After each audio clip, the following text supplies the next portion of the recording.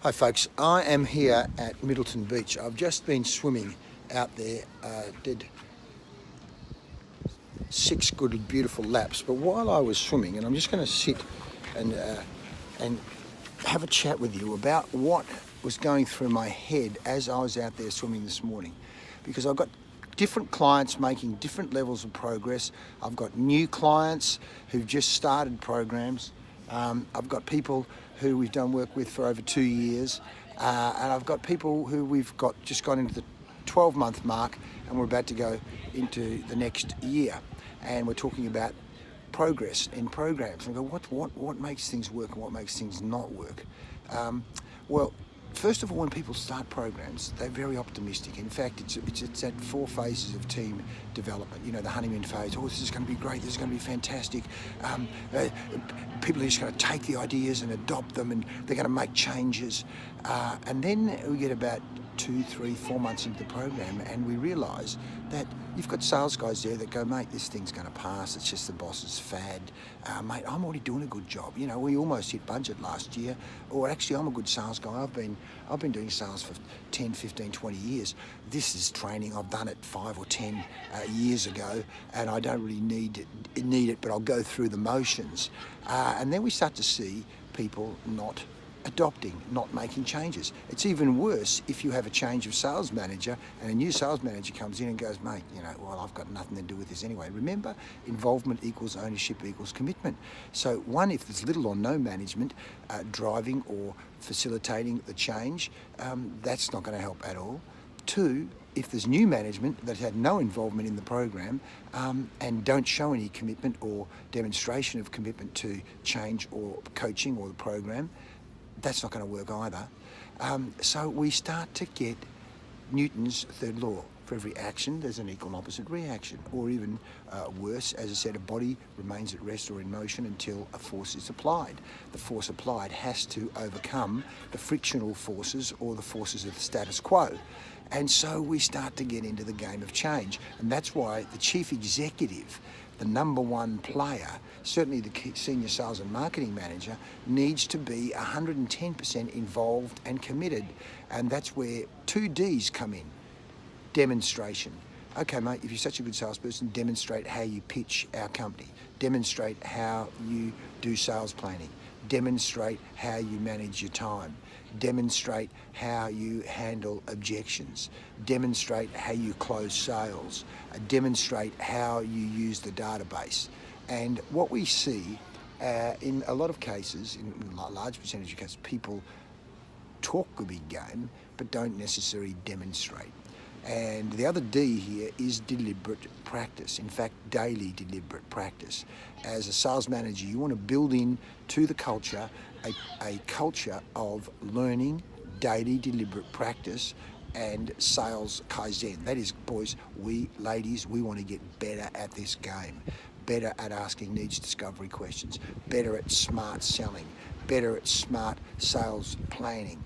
And it's all very well salesman, yabba, yabba, yabba, yabba, yabba. Some people are very good on the yabba, but not so good on the demonstration. And it all starts with, can you at least demonstrate the theory? What is the theory of developing rapport? What is the theory of strategic questioning? What is the theory of objection handling? If you can't even talk about the theory, how the hell are you going to actually demonstrate it in practice with clients? And so, at the 6 and even 9 and 12 month mark, we start getting players going, oh, this is not moving at the speed we wanted. Why is that? Because leadership. We say the speed of the group is determined by the speed of leadership. And are the leaders demonstrating? Are the leaders saying, show me your sales plan. Show me what you're doing over the next 90 days. Show me what you're doing over the next 30 days. Who are the clients you're going after? What are the numbers? How are we meeting? How can our meetings be better? How are we actually teaching each other? Are we sharing success stories? Let's deconstruct. There's another D there, by the way. So deliberate practice, demonstration, debrief and deconstruction is critical here. Coaching conversations, what did you do? What did you say? What did they say? Where are your notes? What are the questions you asked? What were the answers they gave? What was their buying criteria? If you know, we've got the tool there, the debrief tool. How did we go? The debriefing tool to deconstruct and debrief. And in fact, the Chinese at BSI have done an incredible job putting scores next to each of the key components of the smart selling POMVIC process and going, well, you didn't get the sale because you don't score high enough. You didn't ask enough detailed needs discovery questions. So, folks, these transformation journeys, unless there is solid daily commitment from leadership, demonstrations from leadership, the program, you will not get traction in the first 6 to 12 months. And you need some come to Jesus conversations, some real conversations at leadership level as to, hey, you can't just expect the sales guys, because we're asking them to change their behaviour. We're asking them to change their patterns, their thought process, how they manage time, and telling them it's not going to be enough. You literally need to be on a daily basis working with them to make sure that actually happens. So that's what I was thinking of as I was out there today at Middleton Beach. What makes people change, what makes sales programs work, and that is why we were so successful at BSI, because David Horlock and the senior managers on a daily basis were demonstrating and leading and saying, no, we want changes to behaviour. We want you demonstrating using those tools. We want you changing the direction in which you operated. And you can't just sit back behind a closed door as a chief exec or sales manager and think, oh, we've done a training program once a month and that's going to do the trick. It's daily demonstration, daily deliberate practice, daily debriefing of needs discovery conversations, daily debriefing of pitching and proposal presentation and objection handling. I'm in the business of seriously making a difference, and I hope you are too. If you're not, please don't call me. Please don't think, oh, I want Farnell's going to do it all.